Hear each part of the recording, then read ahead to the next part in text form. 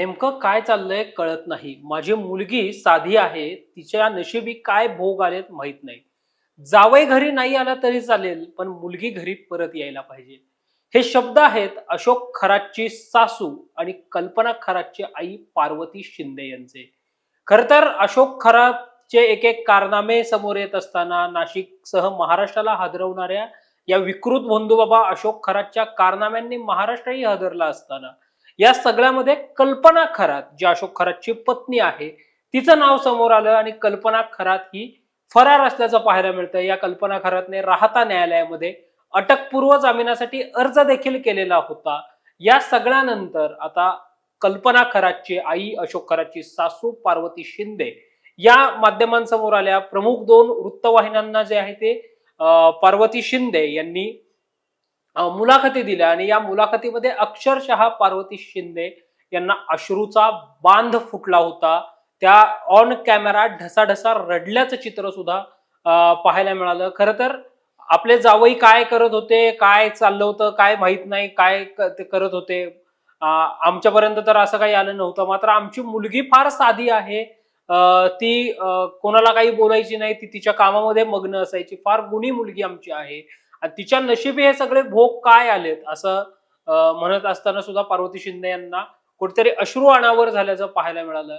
आता कल्पना कुठं आहे, ती काय करते काय माहित नाही, कारण तिचा फोन बंद आहे, काही संपर्कही होऊ शकत नाही. आता घरी कल्पना खरातची किंवा अशोक खरात यांची मुलं, जाऊ आणि आपण म्हणजे पार्वती शिंदे आम्ही असल्याचं पाहायला मिळतंय. अधिकारी येतात, अधिकारी झाडाझडती घेतात, निघून जातात, पण नेमकं काय चाललंय काही कळत नाही. मी तर एक अडाणी बाई आहे, नेमकं हे काय चाललंय, आमच्या नशिबी हे काय भोग आलेत, असं सगळं पार्वती शिंदे या म्हटल्याचं पाहायला मिळालं.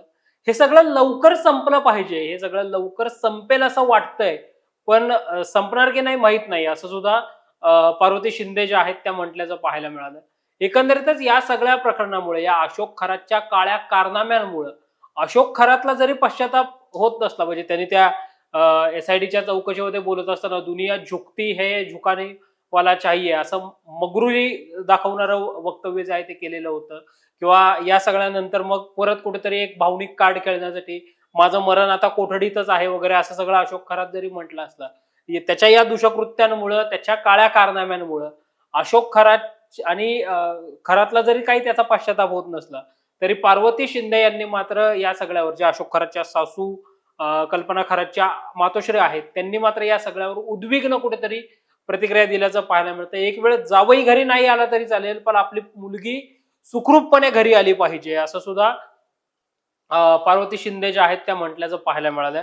एकंदरीतच या सोबत जर आपण पाहिलं तर या कल्पना खरातच्या सगळ्या कृत्यांबद्दल, अशोक खरातच्या या सगळ्या कृत्यांबद्दल आपल्याला काही माहिती नाही असं सुद्धा त्या म्हटल्याचं पाहायला मिळालं. त्यामुळं या सगळ्यामध्ये आता कल्पना खरात नेमकी कुठं आहे, कल्पना खरातच्या अनुषंगाने तिचा फोन देखील बंद आहे असं पार्वती शिंदे यांनी सुद्धा सांगितल्याचं पाहायला मिळते. त्यामुळे या सगळ्यामध्ये आता आणखी काही कोणते ट्विस्ट समोर येतात हे पाहणं मात्र महत्वाचं असणार आहे.